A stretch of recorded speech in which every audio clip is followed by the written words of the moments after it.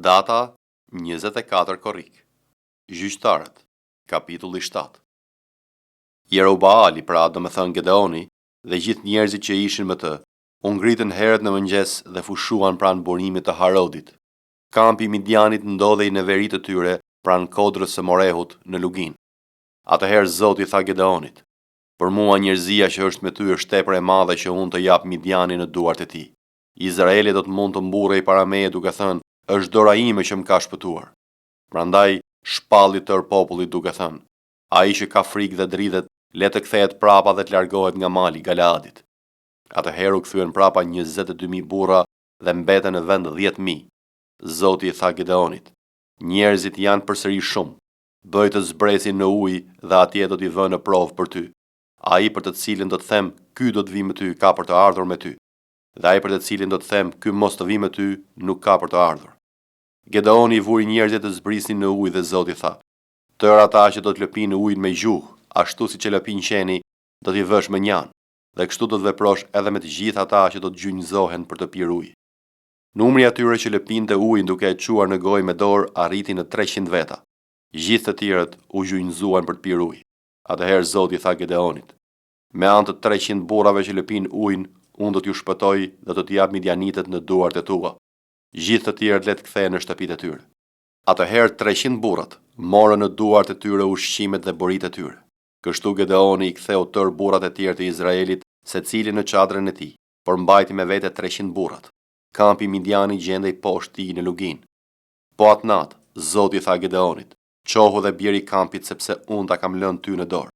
Por në rast se ke frikë ta bësh zbrit në kamp me Purahun shërbëtorin tënd dhe do të dëgjosh çfarë thon, mbas kësaj duart e tua do të forcohen dhe do të jesh në gjendje të sulmosh kampin." Ai zbriti pra deri në pozicionet e përparuara të kampit bashkë me Purahun shërbëtorin e tij. Por Midianitët, Amalekitët dhe tër bitë e lindjes ishin shpërndarë në Lugin si një mori karkalecash dhe devet e tyre të panumërta ishin si rëra që ndodhet mbi bregun e detit.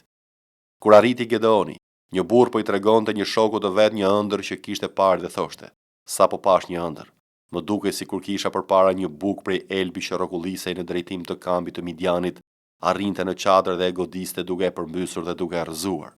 Atëherë shoku i tij u përgjigj dhe i tha: "Kjo nuk është tjetër veç se shpata e Gedeonit, birit të Joashit, burri i Izraelit. Në duart të tij Perëndia e ka lënë Midianin dhe tër kampin." Pasi dëgjoi tregimin e ëndrrës dhe interpretimin e saj, Gedeoni ra përmbys në shenjë adhurimi, pastaj u kthye në kampin e Izraelit dhe tha: "Qohuni se Zoti ka dhënë në duart tuaja kampin e Midianit." Pastaj i ndau të 300 burrat në 3 grupe dhe i dorëzoi secilit prej tyre bori dhe enë boshe me nga një pishtar brenda. Dhe u tha: "Shikoni mua dhe veproni ashtu si do të veproj unë. Kur të kem arritur në kufit e kampit, ju do të veproni pikërisht si unë. Kur do t'i bie boris, unë dhe të gjithë ata që janë me mua, edhe ju do t'i bini borive rreth e qark gjithë kampit dhe do të bërtisni për Zotin dhe për Gedeonin." Gedeoni dhe 100 burra që ishin me të arritën në buzë të kampit në prag të mesnatës, fill pas ndërrimit të rojeve. Ata u ran borive dhe thyen enën që mbanin në dorë. Atëherë të 3 grupimet u ran borive dhe thyen enën duke mbajtur me dorën e majt pishtarët dhe me atë të djathtë borit dhe filluan të bërtisnin: "Shpata e Zotit dhe e Gedeonit." Secili prej tyre qëndroi në vendin e tij rreth kampit. E tërë ushtria armike përkundrazi filloi të rend, të bërtaz dhe të ikë me vrap. Ndërsa 300 burrat u binin borive, Zoti ja ktheu shpatën e secilit kundër shokut të tij në tër kampin. Ushtria armike ja mbathi në Beth Shitah në drejtim të Cerahut, deri në buzë të Abel Meholahut pranë Tabathit. Atëherë izraelitët e Neftalit, të Asherit dhe të tër Manasit u mblodhen dhe i ndoqin Midianitët. Gedeoni dërgoi pastaj lajmëtarë në të gjithë krahinën malore të Efraimit për të thënë: "Zbrisni kundër Midianitëve dhe shtini në dorë vate lumejve deri në Beth Barath dhe në Jordan." Kështu tër burrat e Efraimit u mblodhen dhe zun vate lumejve deri në Beth Barath dhe në Jordan. Dhe zun 2 princat e Midianit, Orebin dhe Zeebin. Orebin e vran në shkëmbin e Orebit dhe Zeebin në grykën e Zeebit. I ndoqin Midianitët dhe i quan kokat e Orebit dhe Zeebit Gedeonit në krahun tjetër të Jordanit. Veprat e apostujve, kapitulli 11. Por apostujt dhe vëllezërit që ishin në Jud dëgjuan se edhe kombet pranuan fjalën e Perëndisë. Dhe kur Pietri u ngjit në Jeruzalem, ata nga rreth prerja haheshin me të duke thënë: ti hyre në shtëpi të njerëzve të parrethprer dhe hëngre me ta. Por Pietri duke u nisur nga fillimi, u shpjegoi atyre me radhë ngjarjet duke thënë: Unë po lutesha në qytetin e Jopës dhe pash në ekstaz një vegim, një enë si një qarqaf të madh të kapur në të katër cepat. U zbrit nga qielli dhe erdhi deri tek unë. Duke ngulur syt, vura re dhe pash katër këmbshit e tokës dhe bishat dhe zvaraniket dhe shpendet e qiellit. Dhe dëgjova një zë që më thoshte: Ngrihu Pjetër, therr dhe ha.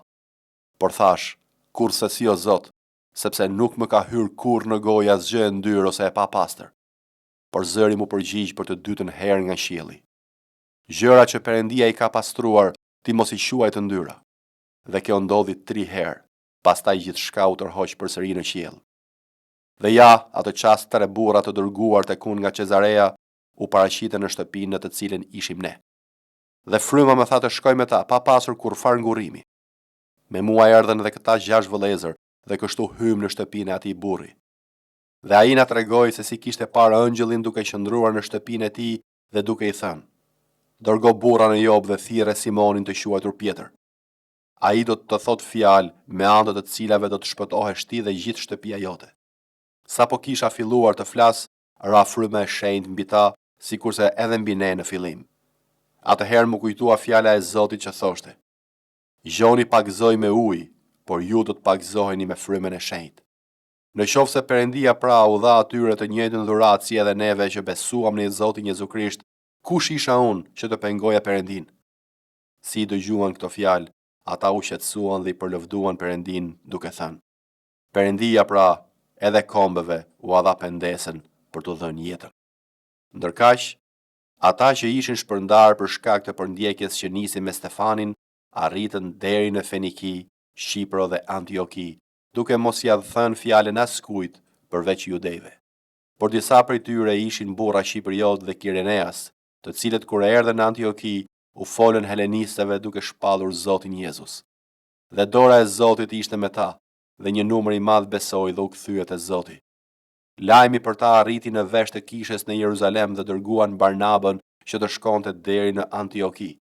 Kur ai arriti, pa hirin e Perëndis, u gëzua dhe i nxiti të gjithë të qëndrojnë besnik Zotit me dëshirën e zemrës, sepse ishte burr i mirë dhe plot me frymën e shenjtë e besim. Dhe një numër i madh personash i ushtua Zotit. Por Barnaba u nis për në Tars për të kërkuar Saulin dhe si e gjeti, e çoi në Antioki. Dhe ndodhi që plot një vit ata mblidheshin në kish dhe mësuan një numër të madh njerëzish. Dhe për herë të parë në Antioki dishepujt u quajtën të krishterë. Dhe në ato ditë disa profetë zbritën nga Jeruzalemi në Antioki. Dhe u ngrit një nga ata me emër Agab dhe me anë të frymës parathoshte se do të ndodhte në mbar botën një zi e madhe buke. Dhe kjo ndodhi nën Klaud Cezarin. Por dishepujt secili sipas gjendjes së tij caktuan të çojnë ndihmë vëllezërve që banonin në Jude. Dhe këtë ata e bën duke u dërguar pleqjve me dorë të Barnabës dhe të Saulit. Jeremia, kapitulli 20. Pashhuri, biri i Merit, prift dhe shefi i kryeintendentëve në shtëpinë e Zotit, dëgjoi Jeremian që profetizonte këto gjëra. Atëherë Pashhuri rrahu profetin Jeremia dhe e futi në burgun që ndodhi në portën e sipërme të Benjaminit, pranë shtëpisë së Zotit. Të nesërmen Pashhuri e nxori nga burgu Jeremian. Jeremia i tha: Zoti nuk të quan më Pashhur, por Magor Misabib, sepse kështu thot Zoti: ja unë do të braktis ty dhe tërë miqtë e tu në dorë të Tmerrit. Ata do të bien nga shpata e armiqve të tyre dhe sytë e tu kanë për ta parë. Do ta jap tërë Judën në duart e mbretit të Babilonisë, që do t'i çojë në robëri në Babiloni dhe do t'i godas me shpatë. Përveç kësaj, tërë pasuritë e këtij qyteti, tërë prodhimin e mundit të tij dhe të gjitha sendet e tij të çmuara, po, do t'u jap tërë thesaret e mbretërve të Judës në dorë të armiqve të tyre që do t'i plaçkisin, do t'i marrin dhe do t'i çojnë në Babiloni.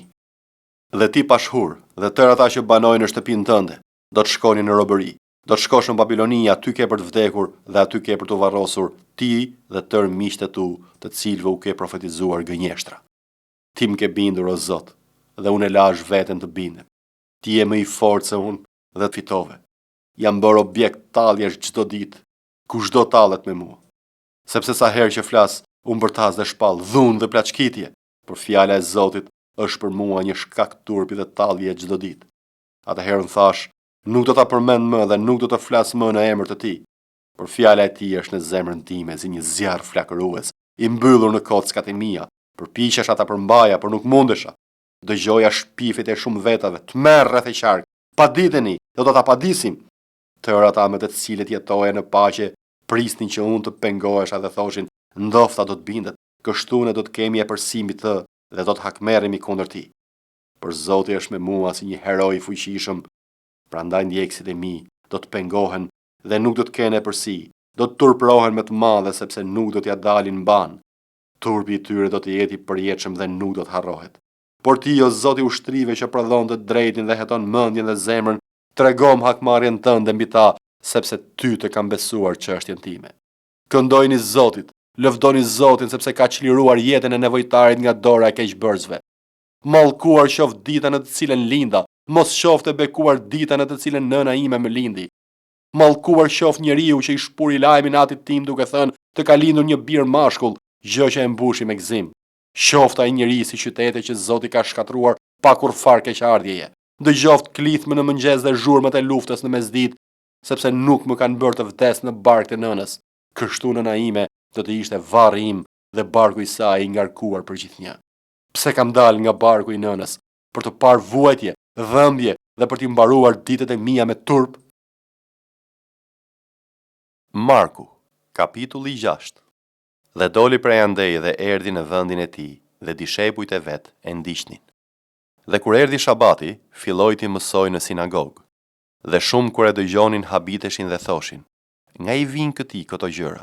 Vallë, çurtësi është kjo që i është dhënë, dhe si i kryhen këto vepra të mëdha nëpërmjet duarve të tij? As është ky Marangozi biri i Maris, vëllai i Jakobit, i Joses, i Judës dhe i Simonit? Dhe a nuk janë këtu midis nesh motrat e tij? Dhe skandalizoheshin prej tij. Por Jezusi u tha atyre, asnjë profet s'është i përbuzur veç se në vendlindjen e tij, në farefisin e vet dhe në shtëpinë e vet. Dhe nuk mundi të kryej aty asnjë vepër të pushtetshme, veç se shëroi disa të sëmurë duke vënë duart mbi ta. Dhe çuditej për mosbesimin e tyre, dhe dilte nëpër fshatrat përreth e i mësonte.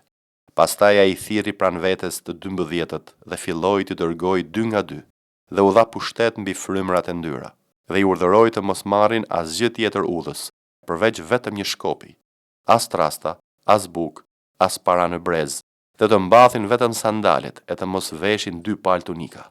Dhe u tha atyre, kudo që të hyni në një shtëpi, rrini aty derisa të largoheni nga ai vend. Në qoftë se disa nuk ju presin dhe nuk ju dëgjojnë, kur të largoheni që andej, shkundni pluhurin nga këmbët tuaja si dëshmi kundër tyre.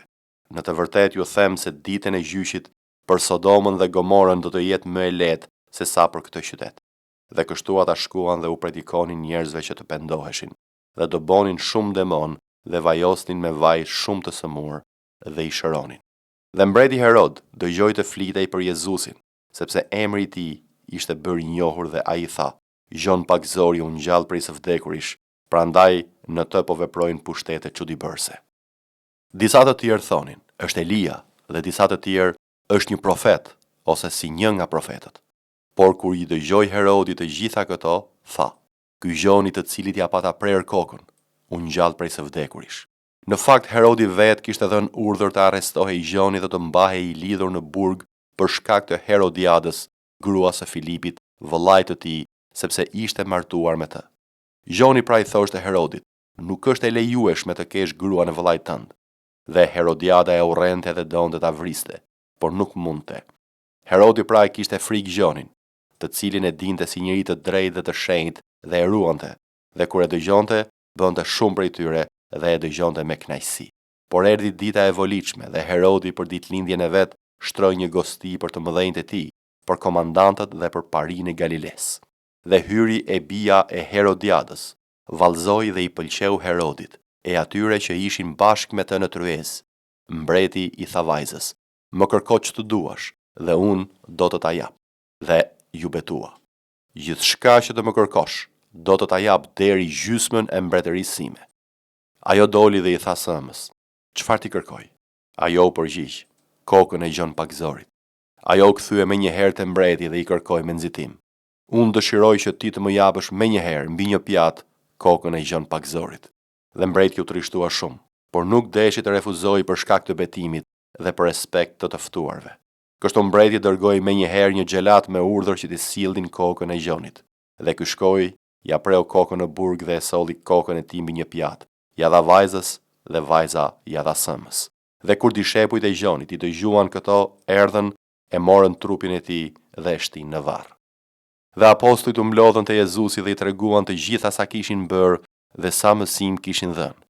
Dhe ai u tha atyre: "Ejani veçmas në një vend të vetmuar dhe pushoni pak, sepse njerëzit që vinin dhe shkonin ishin aq shumë sa s'u dilte koha as për të ngrënë." U nisën pra me një bark në një vend të shkret, veçmas. Por sa turma i pa që u nisën dhe shumë veta e njohën, dhe nga të gjitha qytetet erdhen aty me këmbë dhe mbërriten përpara tyre dhe u mblodhën rreth tij. Dhe kur Jezusi doli nga barka, pa një turmë të madhe dhe pati dhemshuri, sepse ishin si delet pa bari, dhe nisi të mësoj shumë gjëra. Duke qenë se u bë vonë, dishepujt e tij u afruan dhe i thanë: "Ky vend është i shkret dhe tashmë është vonë. Lejoj këta njerëz që të shkojnë në fushat dhe në fshatrat rreth e qark që të blejnë bukë, se s'kan gjë për të ngrënë." Por ai duke ju përgjigjur u tha atyre: "U jepni ju të hanë." Dhe i thanë: "A të shkojmë ne të blejmë për 200 denar bukë dhe t'u japim të hanë?" Por ai u tha atyre: "Sa bukë keni? Shkoni e shikoni." Ata mbasi e mësuan thanë: 5 bukë e 2 peshq. Atëherë ai urdhëroi ata që t'i ulin të gjithë grupe mbi barin e njom. Kështu ata u ulën grupe nga 100 e nga 50. Dhe ai si mori të 5 bukët dhe të 2 peshqit, ngriti syt nga qielli, i bekoi dhe i theu bukët dhe u dha dishepujve të vet që t'u avinin përpara atyre, dhe të 2 peshqit u ndau të gjithëve. Dhe të gjithë hëngrën dhe u ngopën, dhe mblodhën 12 shporta plot me copa buke dhe me mbetje peshku. Dhe ata që hëngrën bukë ishin rreth 5000 burra. Dhe menjëherë Jezusi i detyroi dishepujt e vet të hyjnë në barkë dhe t'i prinë në bregun tjetër drejt Betsaidas, derisa ai ta përcillte turmën. Dhe sapo e lejoi, ai u ngjit malit për të lutur. Dhe kur erdhi mbrëmja, barka ishte në mes të detit dhe ai ishte vetëm në tokë. Dhe kur i pa dishepujt që po mundoheshin duke vozitur sepse era ishte kundër tyre, aty nga roja e 4 e natës ai erdhi drejt tyre duke ecur për mbi det dhe donte t'i kalonte. Por ata kur e pan që po ecte mbi det, menduan se ishte një fantazëm dhe filluan të bërtasin, sepse e kishin parë të gjithë dhe ishin trembur. Por menjëherë foli me ta dhe tha: "Merrni zemër, jam unë, mos kini frikë." Dhe hipi në bark me ta dhe era pushoi, dhe ata mbeten jashtë masës të habitur në veten e tyre dhe u mrekulluan, sepse nuk e kishin kuptuar ndodhinë e bukëve, sepse zemra e tyre ishte ngurtësuar. Mbasi kaluan, arritën në krahinën e Gjenezaretit dhe aty e lidhen barkën. Dhe kur dolën nga barka, njerëzit e njohen menjëherë dhe duke rendur përshkuan mbar krahinën përreth, filluan të sjellin të sëmurët në vigje kudo që dëgjonin se ishte ai, dhe kudo ku ai hynte, në fshatra o qytete a lagje, njerëzit i vendosnin të sëmurët në sheshe dhe e lutnin që të paktën të mund të preknin cepin e rrobës së tij, dhe të gjithë ata që e preknin shëroheshin.